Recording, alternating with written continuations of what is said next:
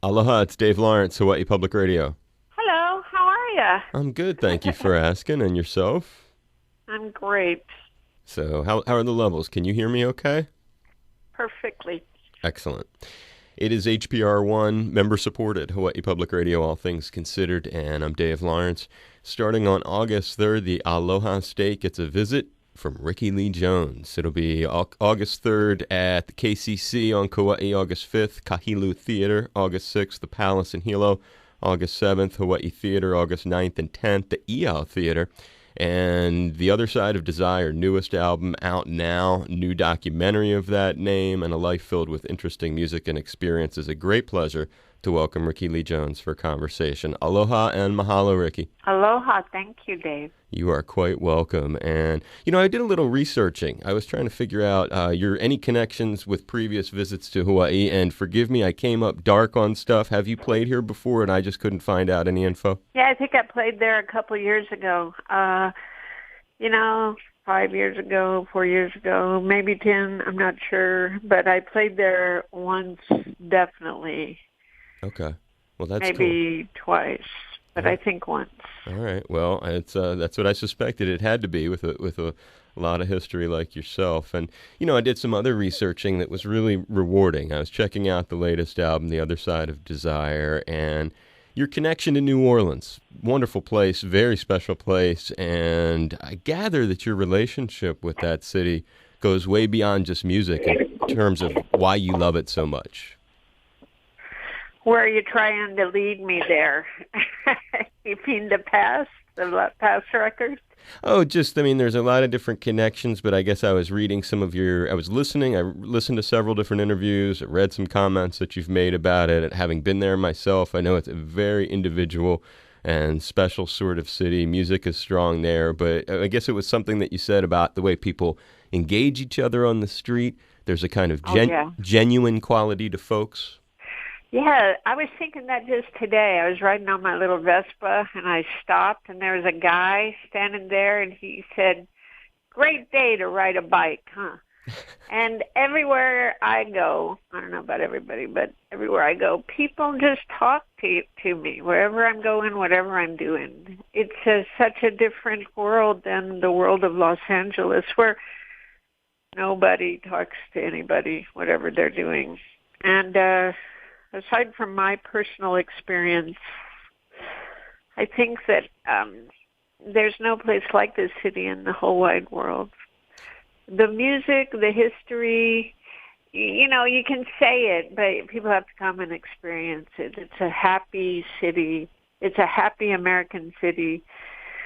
And it's not very big. There's not a lot of people, but it's, for me anyway. Sorry, my mind got distracted, but for me, it's a very rich town. I love it a lot. And it's been healing for me because I wasn't thriving very well in the Los Angeles culture. I guess I had enough of it, and it had enough of me. And I needed to have community and people in my life. People, not things. So, that's a great... I like it. I had read something just like that you had said, and that's what made me even more interested in talking to you. It sounded like there was that you felt sort of alienated in Los Angeles with the culture there. When did you arrive in New Orleans to make it your home? About 3 years ago. And prior to that, you were living in L.A. for how long? Gosh, well, off and on all my life, but that particular stretch was about 10 years. 8 years. And when you think about that, it sounds like it was a lonelier place than the life that you have now. It was austere. It was austere, I would say. There's something, when I listened to the whole record a couple of times and felt the sort of... there's a warmth. Man, you got a good sound on that thing, first of all. Some of those Cleary's keyboards sound, just all kinds of things. The organ sound, the way it's just like there's a warmth, I guess I would describe. If you can shed a little bit of light into the process of doing The Other Side of Desire and where some of these songs come from. Well, let's see. They come from, me arranging my emotional life into the things I see and telling my story through the things I see, the objects and things I see around me. And I think the riverboats, Mm-hmm.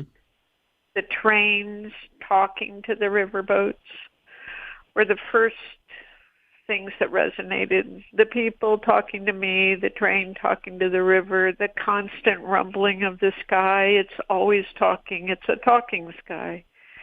It's always going. The thunder is always rumbling in the sky. It's like being in the middle of a cloud, maybe a storm cloud. But all these things, and the sultry, wet, heavy air. So this is the only record I made a conscious choice to do a kind of music to draw from the traditional sounds that, New Orleans is known for, or Louisiana sounds, and with some exception, that's kind of what I did. And I love the way you described it, because basically I grew up in the Philly area and was in Boston before I ended up here. And my perception of LA would definitely be it's a much more superficial sort of plastic world. And right off the bat, the way you described your connection to the earth with the sounds of nature, with the sounds of, what the thunder brings to us, the beauty and the connectedness to nature. It's like some of the first descriptions that you made, and obviously you have a stronger feel for that there. Yeah, that's true. And it's an intimacy. There's some of the songs that the lyrics really touched me. Christmas in New Orleans. Before I read to you some of my favorite lines, can you take us into that scene a bit?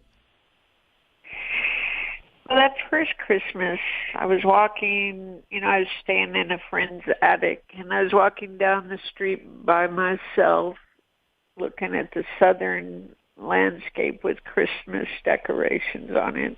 And there weren't many people out. So I was imagining a bar, and the bar was, in the first drafts of the song. And the bar was, in fact, I think it might even end that way. I think the song does end that way. It's a place in the netherworld. In the early drafts, it was probably hell, but you don't know it till the end of the song. And all the dregs and leftover people that are in the bar singing Christmas in New Orleans. It's a town full of leftover people living happy lives, but that's what I saw anyway as I wrote that song. And so it was, on a personal note, I guess it was me attempting to wrap up the past and sing it farewell, which I've tried to do a few times. But and also it's just thinking, I've never written a Christmas song, so maybe if I write a Christmas song, somebody will play it at Christmas and I'll get some revenue. Hey, in this modern world, the way the music business is gone, no one could fault you for wanting that to be Christmas, Christmas, Christmas, Christmas, Christmas. So, but I don't think it's going to be on anybody's Christmas playlist. Well, it has. You know what it does, though? It touches the other side of the holidays. Perhaps it's my reading into it, but it touches the other side of holidays, which is holidays can also be a lonely time. It can be a time where you're reflecting on perhaps more innocent times of your life when you didn't have the pressures that you have today, or when you had more people around you. And some of the things you just said about it, I'll just quote from the song. So when you're lost out here on the other side of desire, come on in and warm your hands on our eternal fire. We're all drinking and singing songs full of Christmas cheer, and every ghost there at the bar wishes that you were here. It's heavy stuff in these songs. It may not be something that people are going to play on the air for cheer at the Christmas time, but it's something that's going to perhaps mean a lot to someone who can relate. Yeah. Boy, that's a sad lyric. And as I'm talking to you, the Night of the Living Dead just came on TV. So there are the dead are walking all around me. It is a heartbroken lyric. It's true. And the thing that I was saying when I first wrote it. So our eternal fire is the fire of hell. And in my mind, the other side of desire is the far end of if you were wandering out of the French Quarter and then through Marigny and you ended up in Bywater and then you went past the street called Desire, that's where you would end up. And in the picture, all the lights are off and it's dark and there's just one little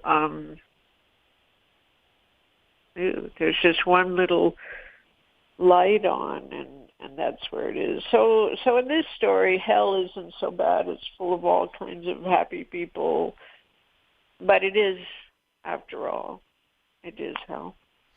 And it's certainly the way you just described as you spoke, it almost sounded like you could be walking alone in one of the quieter neighborhoods of Venice, Italy, and looking up and you hear your own footsteps and you hear all the nuance of them and you see one stray light on high up above the street. I don't know, it just felt like there was it felt just like that.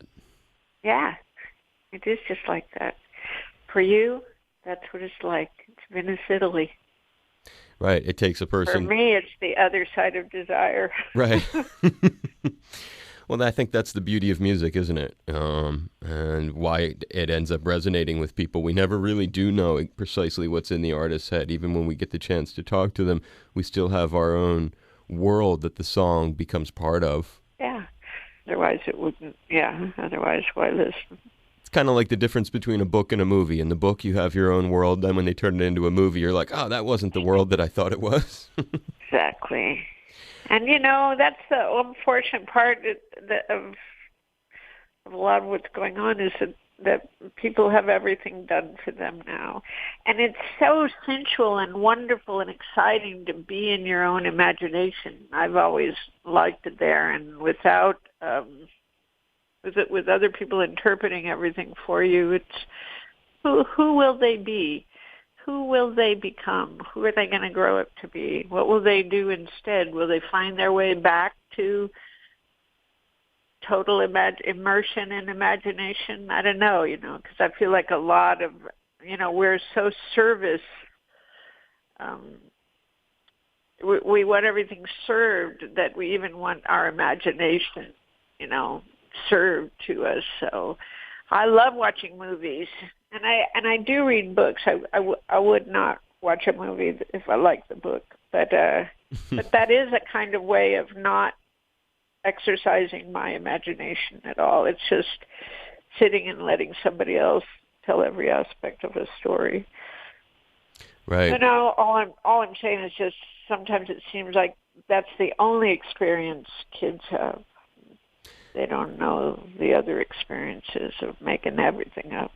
Right. Yeah, it's a different, you've hit on many important themes there.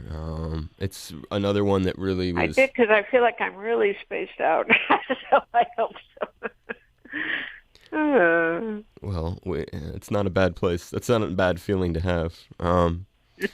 Haunted. Haunted could be a theme throughout many of the lyrics that you've provided us throughout your career. Haunting is a quality that maybe comes to mind for me. Some of the in that was there a timeline on when that was done? Was that written in New Orleans over the last couple of years? Well, Haunted was one of the tracks I did by myself. I went in by myself and I put that down with the kid who was at the studio that day. That was made from my guitar tracks and organ tracks and a drum machine. And then the producer replaced the drum machine with a drummer imitating the drum machine. And, but yeah, that was just me. If I made a record, all by myself, it'd probably be more like Haunted than any of the other tracks, I think. I don't know. That's all I can say about that. When love comes along, it seems like he was always by your side. Makes you feel like you've never been alone. Never been lied to. Always felt this way. You're happy. You're so happy you can forget you ever cried, but you better hold on to your tears because they hold you down. That's right. That's my view. And I didn't write it down. That's just what came out. So I just started playing it and singing. And so I guess that's how I feel about it. Heartache doesn't always inform the best songs, Rickie, but with you on this record, maybe a lot of what you've done through your life, and you can correct me if I'm wrong, it is very strong as a theme. Heartache? Yeah. Well, I guess it's singable. It's singable? Yeah. It's singable. Heartache is singable. Well, it inspires the most touching stuff often in our lives, and it felt well, like... it helps you to endure it. Other people relate to it, but at the sharpest points, I have to sing, and if I sing, I am feeling better about life. And I don't know why I don't sing. I mean, I actually do sing a lot more now than I used to, but singing when I'm really disturbed or in despair, it just, I don't know why, but resonating the sound through my skeleton, it's a healing thing to me. And the words are good. I like saying words, but I don't really have to say words. I just need to sing. So I just wanted to say this because maybe I'll find my way to what we're talking about. I was watching some birds. I watch birds a lot, and I was feeding the birds, and I noticed that the birds had a singer, a caller, one bird who called to them to tell them what was going on. He had a kind of whistle that was warning, here comes a car. And he was also narrating, it really seemed like, or she. We got some food down here. Everybody check us out. We got food. Look at this. He's got the food. He's running away with it. And they're talking, right? They're telling stories. That's what I hear. Because I'm listening to the rhythm and melody of what they do, and I hear comment, story, warning, celebration. And I was thinking that I bet you all animals, all tribes, all herds have a singer. When you watch the geese fly by in their formation, right, somebody is singing out which way to go. And they're probably also using their wing and their body. Go this way, go that way. The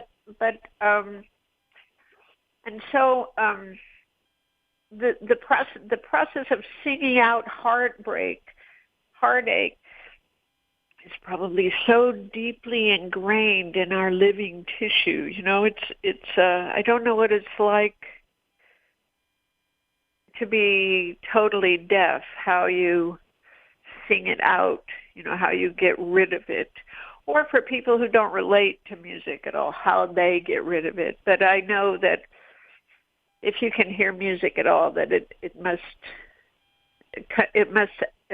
attach us to a larger whole, make us feel a part of a larger whole that has a broken heart and celebrates and does all the thing it does. But the singer is the one that unites us. I thought that when I was listening to that bird.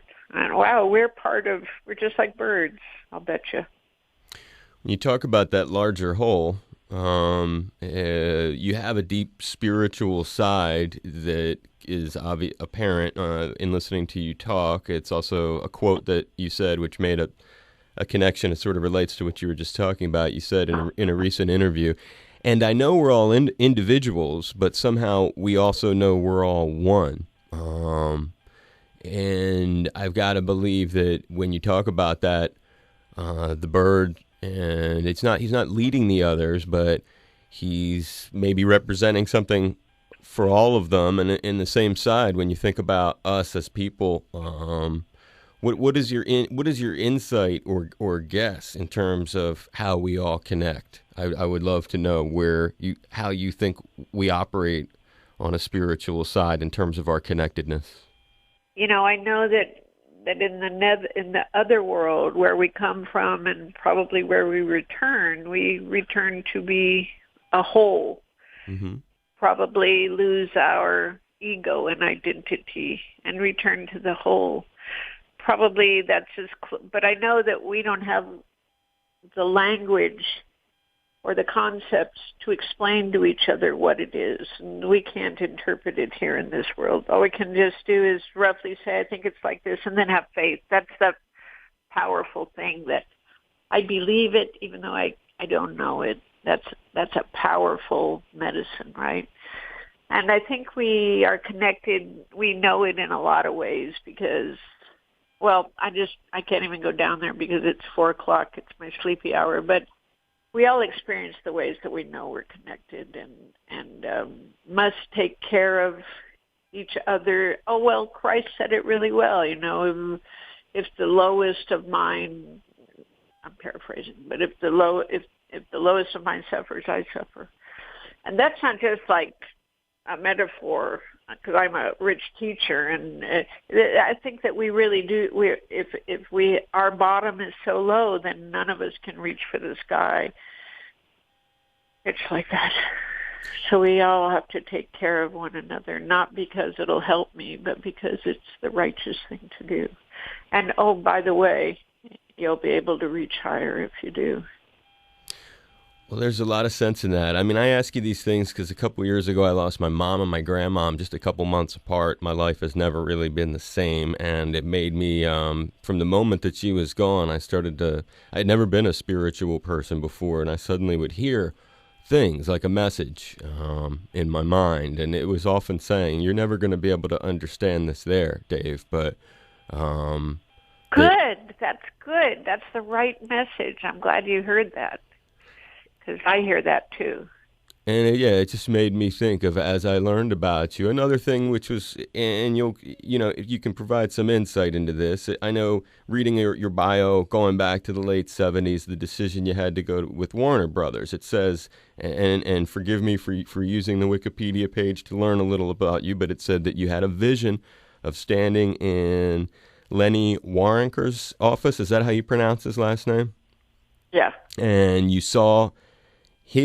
had a vision of that when you saw his name on the back of a very famous album, and I guess that was it made me feel like, wow, I wonder how, some people have a gift to see and understand things better than others. I mean, it's clear, you see Michael Jordan, he can understand the basketball court.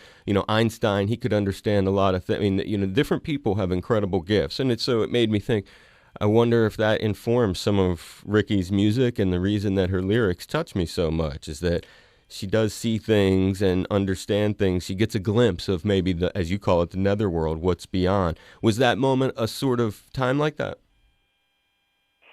That moment was exactly as it's described in Wikipedia. Though Wikipedia, anybody can go there and write anything they want, but that is really exactly what happened. And that helped me know which direction to go. I went, I have to find this guy, Lenny Waronker. That's where I'm supposed to go. And in that year, as I started playing, because I didn't know what a producer was before, but when I looked at the back of that record and saw his name, I went, I'm going to stand in his office in front of him. I can feel him. I can feel us standing there together. And sure enough, there was the desk, and I did stand there. Sometimes I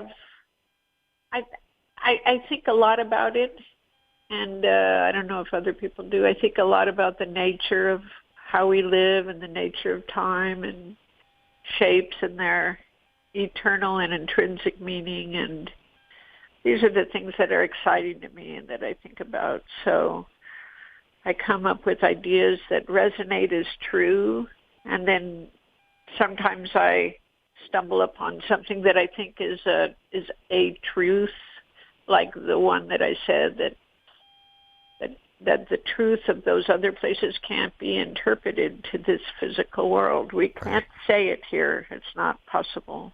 Right. But the other thing that everybody uses, every religion, everything, the reason they all use the word faith is because faith is like a metaphysical plasma. When you believe a thing, you can bring it into the physical world. It's a fantastic and powerful event. We all have access to it. And in fact, what we believe, we walk out in the street and meet it. I believe people don't like me. I walk out in the street, I meet people who don't like me. I mean, that much is simple, but it can be much more powerful than that. You know, we weave the world. We decide we're going to weave every day, and people are having a hard time. You know, some people say they're having a hard time because they have something to work out or whatever. I don't know that part, but I know you can remake your entire world. You don't have to live in the one that you've accidentally stumbled upon and stumbled along into. You can, I don't know if you can remake it all, but you can weave new destinies into your life. And, you know, they can only come like anything, like you're weaving a rug. You know, they have to have a past. They have to have things upon which they can base themselves. But you can rework your life in miraculous ways. I know that. I don't know why I'm telling you that, but I believe that. Well, that's for you. The power of imagination is very strong. I tend to, and that's one of the things I've gotten over the last few years myself, is that these things are not, it's not something you can understand when you're in your physical vessel. It's like swimming, sort of, is the thing that I sort of got in my head one time that I felt like my mom was trying to say from beyond, was like when you're down there, you're in the pool, and then you come back up here, and then you'll dive again, and each time. Nice. Each time you're kind of doing a different thing, and as you said it, I felt the exact, as you described it, I felt something very similar, that this is just beyond understanding what's really going on. And when you're here, it's just beyond the ability to fully dissect it. And it made me think, when you described that, about the way that you can shape things and reshape things. When it came to people, and when it comes to people now, I see like Lenny Castro, for instance. I mentioned him early, John Cleary. But in your life, there have been many others who you've collaborated with and worked with. Donald Fagen, Walter Becker, Michael McDonald, Dr. John, Randy Newman, so many different folks over time. Are those people that you when it comes to connecting with them and making them a part of the song in the way that they provide something so essential to your vision of a song, are you drawn to them for what they're going to add to it? Or is it the case where so often in this business it was a connection that brought you to them, and then afterwards you realized, wow, well, that was the right thing for that song? Yeah. I think mostly the latter, because when I write, I'm only thinking about myself. I'm only thinking about my relationship to what I'm saying. I'm only feeling the sound of my voice. And the inclusion of other people is way after the fact. And in the early years, I didn't know musicians. I didn't know anything about that world. So that was really the job of the producer. Mm-hmm. And I developed relationships with people really over time. And then I'd say in the last 10 years, I kind of flipped and felt it should be about human relationships and not about me. But I don't think that's correct. I don't think there's a should be. But I needed to reach out to people and feel their participation in whatever I was doing. The thing where I'm at now is that my work is my work. And in that arena, it's okay for me to be as focused on my work as I need to be to make it come to fruition, that I don't have to be focused on including, my neighbor because he got his guitar stolen, or whatever altruistic thing that might drive me to include people that aren't necessarily the best people to use, or end up in situations where I have no control. So each time I do it, it is a step in a lesson.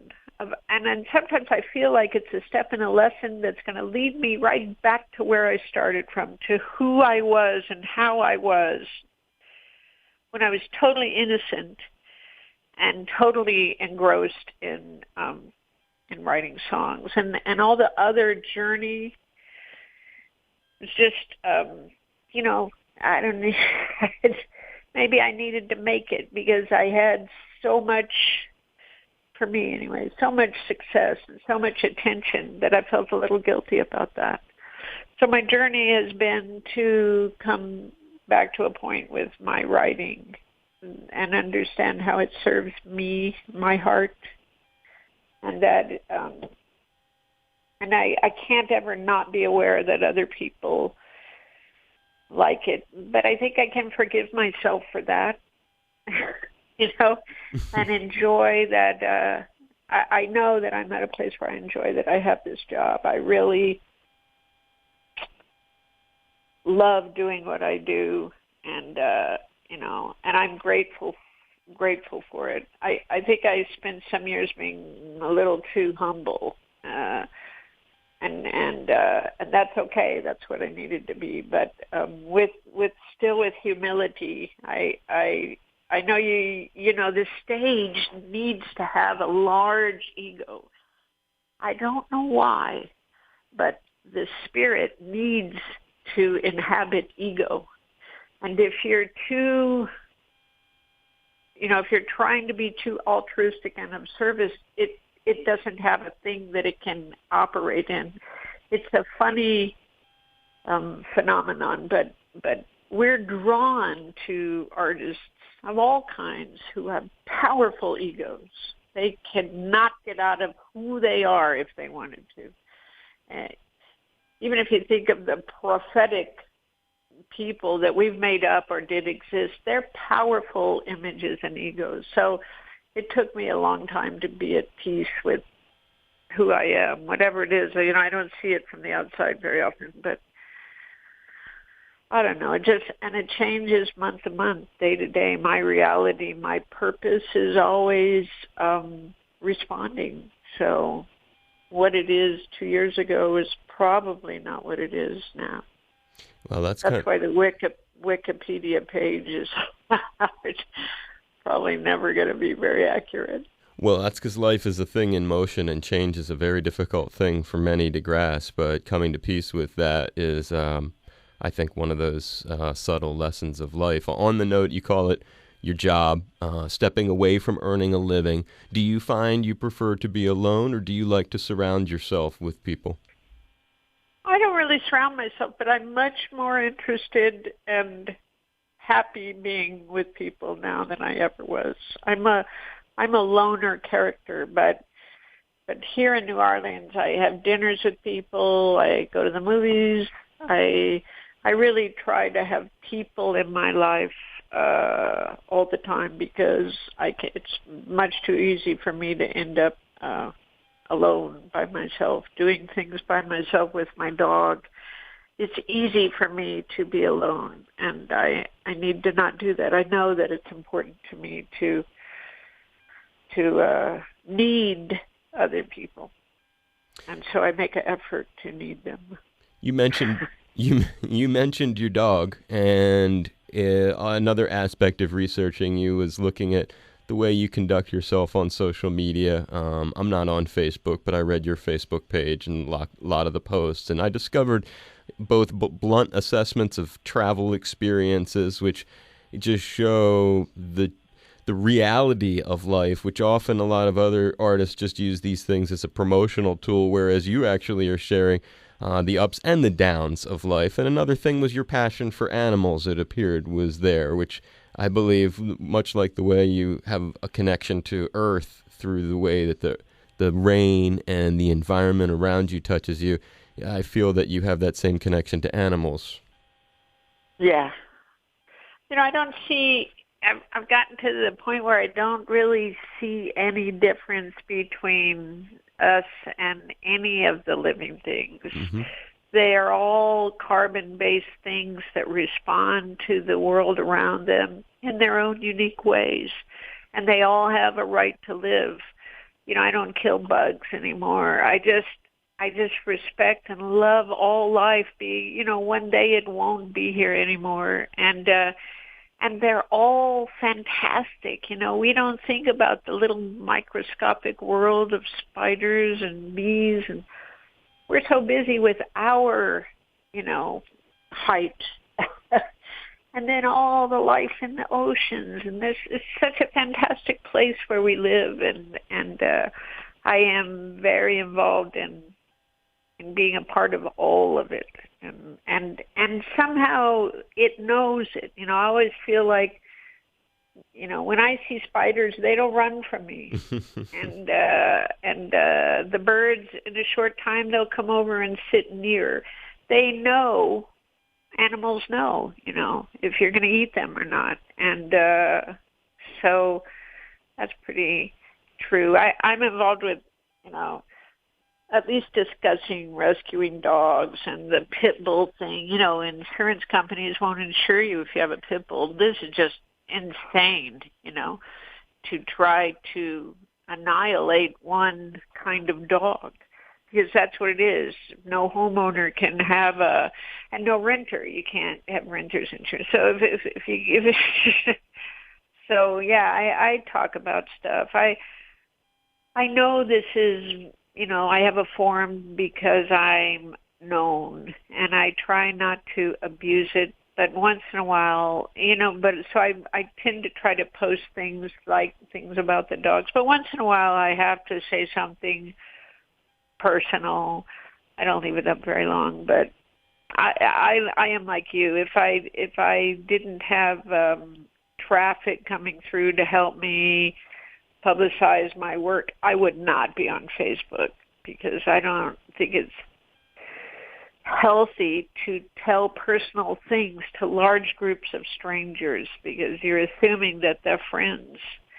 And I have two sites. One of them is a more public one, and if you ever read what people write on there, you know, sometimes you read some pretty hostile stuff, and yet they're coming to my page.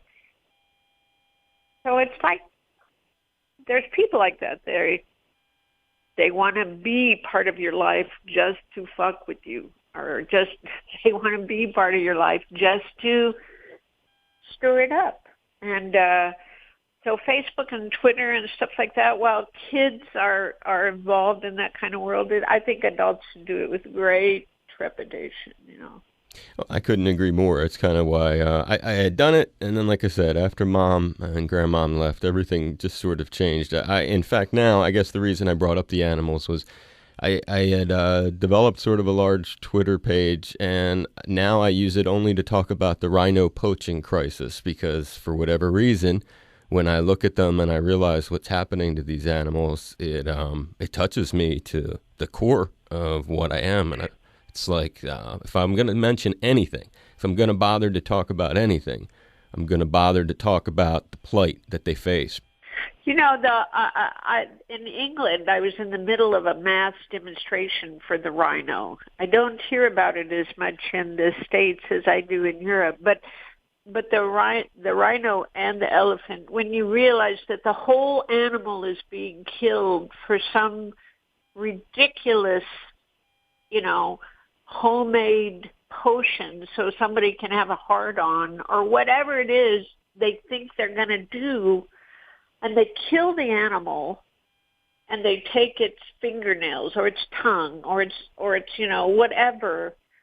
That's, you know, I don't like to see a whale killed, but if you're going to eat the whole whale, okay, at least you're eating it. But this kind of waste of a life in order to have an imaginary thing, that's partly what is so horrific. And there is something so ancient and innocent about a rhinoceros, isn't it? Absolutely. This great big guy with a great big horn, just minding his own business. As you said, it is a fingernail, and they've been here on this planet for 50 million years, and I guess I feel the exact same thing when I see a gigantic animal that has been fallen so that somebody could steal this one minuscule piece of it that they think has some value, even though science and doctors say it does not, and the chaos that it causes, and just the individual trauma to that individual. I guess it's that individual trauma that Yeah, it's inexplainable, but I felt like there was a connection that we had, and clearly we do on that one. I know that you have a lot of other stuff to do, and you've given. I have this same passion about sharks because sharks have lived in the world for 350 million years, unchanged, and they were bigger, but other than that, it's the exact same animal. And we know nothing about them until Steven Spielberg expressed our fear of them. And then we went out and annihilated massive amounts of them. And I think about them in the water. What do they know? And what are the highways they travel for millions and millions and millions of years? It's their planet, not ours. We're new, and we're so deadly. And I became a scuba diver because I needed to meet a shark because I was so afraid of them that I couldn't even float in the water. And I became certified so I could go down and see that this is an animal, and here's where it lives, and here's how it fishes. And I'll just end by telling you, 2 or 3 years on my 59th birthday, I went scuba diving in Florida, and I met a shark. He's about as big as me, and we looked, and suddenly he was right there, just maybe 10 feet away, and he came over really close, really slow, maybe 5 feet. He did like a horseshoe around us, and as he went around me, he looked at me, and I looked at him, and he had a green eye. He had a green eye like me. And I thought, oh my God, all of our lives we've been coming to this moment, you and me, shark, where we would look at each other here under the ocean. Where did you come from? Because I know where I came from, and I'm sitting here looking at you. And he went and he turned around and came back and looked once more. He had those little fish around him, and he swam away. It was the profound moment that I'd wanted, and I got just a little scared because I thought, were you coming? Were you like, am I imagining this stuff? And I'm looking in your eye, and I shouldn't be looking in your eye, or what? But it was a really fantastic moment, and we can have these with. Maybe even better, easier. We can have these with all interspecies events all the time where we connect with things that supposedly we're not supposed to connect with. But I understand exactly how you feel because sharks are pretty maligned too. And what they do is they cut off their fin and then let them drown, drop them back into the ocean. All this for shark fin soup. Shark fin soup is annihilating millions and millions of animals every year. It's like the tusks, it's like the horn, but it's also, as you put out there, somehow we all know that we're one. And I know from having a pet red-tailed black shark and my deep love for her and the way that we stare at each other through the glass, I know precisely what you're talking about. I love her to pieces. I really appreciated talking to you. I hope that when you come to town, if there's even a 5 minutes, I could come back there and do a short follow-up thing with you. I'd love to do it. I just have so much respect for you and really appreciate the way that you write lyrics, and it's enlightening. And it's just been very special to connect with you today, Rickie. Thanks a lot for calling. It was a great talk, and I'm sure we'll have time to talk then. Aloha. This is Rickie Lee Jones, and you're tuned in to my friend Dave Lawrence's radio show.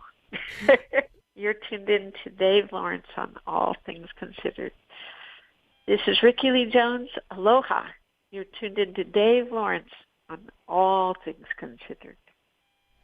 I appreciate it very much. You're welcome. Talk to you later. God bless you. I'll see you when you get to town. Be safe.